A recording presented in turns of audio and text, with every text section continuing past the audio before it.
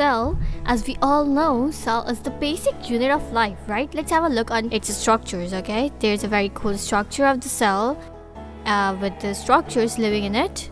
These are called organelles. And so, let's move forward to its discovery. This handsome gentleman named Robert Hooke in 1665 actually discovered the cell. Ah, he looks handsome.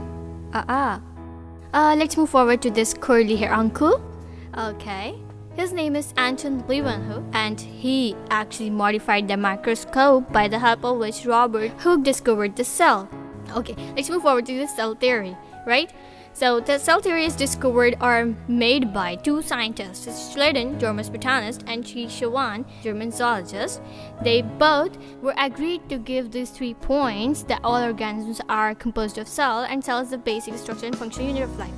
The third point of them was cell is a de novo structure. But that doesn't make any sense.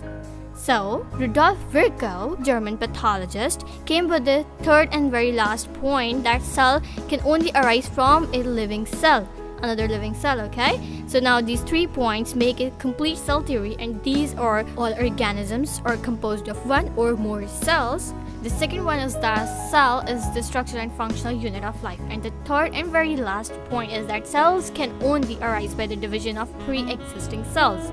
Next video is on the types of cells, so don't forget to watch it. And if you liked the video and want to know more about the cells, just don't forget to hit the subscribe button. Thank you.